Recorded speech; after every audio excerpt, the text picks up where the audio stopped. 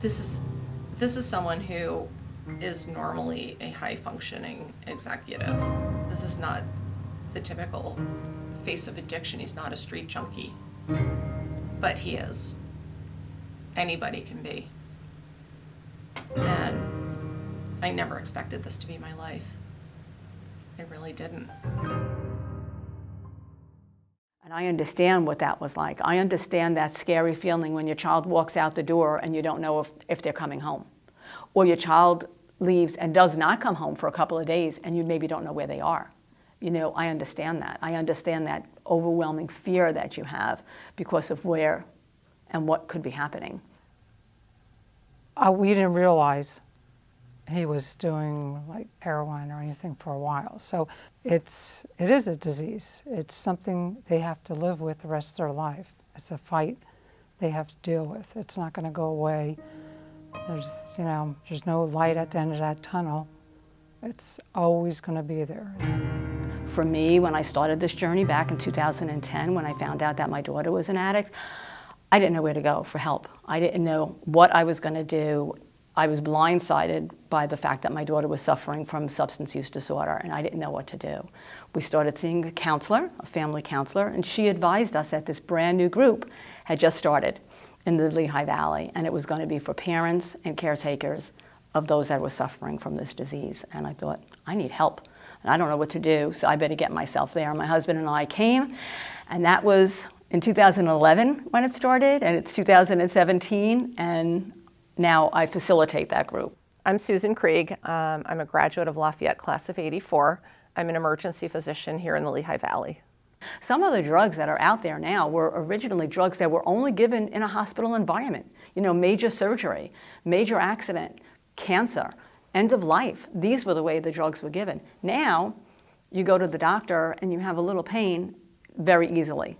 Are you given, an opioid? It's a big challenge as a physician because I don't want somebody to be in a lot of pain, but I also don't want to do the wrong thing for them. And so you find yourself walking a line and making mistakes. It's every day you wake up to it, and it's mentally and physically exhausting. Yeah. It takes a toll on your health. I myself had a heart attack when my son was admitted to the hospital when he overdosed. It just shatters your life. Unfortunately, addiction has touched me in a very close and personal way. I am married to an addict, and I knew this when we first met because he told me about it, and he told me that he had been in recovery and was doing very well. And in the time that I've known him, he's had a couple of relapses. And then more recently, he has absolutely spiraled out of control into a person I don't know anymore. What I learned was that families are suffering. What I learned was that this didn't just affect my daughter who suffered from substance use disorder. This affected my other children. My younger daughter, when she speaks, she talks about being the lost child. She talks about being the forgotten child. Because what happens when you have a sick member of your family? All of your attention, all of your focus, all of your resources, all of your everything, every bit of your being is for that child, to make that child well, because you think that you're in control of that child and making that child well. We're not. Each member of the family suffers in a different way. And then you have the dad. So here's my husband, who has been a provider for his family. And now, he can't do anything. He can't do anything for his child. I, as a parent, couldn't do anything for my child. She had to do it. And to understand that, and to be able to still function and be able to do what you need to do, you need to still have your life, right? I still needed to go to work. My husband still needed to go to work. We still had to take care of our other children. We still had to do all of those things. But for a while, everything just came crashing down, and we did not, barely were able to do what we needed to do just to function. But I think for us, it's been a lot of up and down, up and down. You're on a roller coaster because you don't know from one day to the next. At the end of September, we were away He overdosed and we found him laying on the bathroom floor. He probably aspirated. That was the worst that I ever saw, anything at all. Fortunately for him and for us, they managed to pull him out of it. But for months I didn't sleep. You know, I understand what post-traumatic stress syndrome is now, because I think I had that. I can remember that because the first time I walked in the door, I just sat there and cried. Could barely say a word, because how could I ever get the words out of my mouth that my daughter was a heroin addict? How do you say that in a room full of people? It's next to impossible.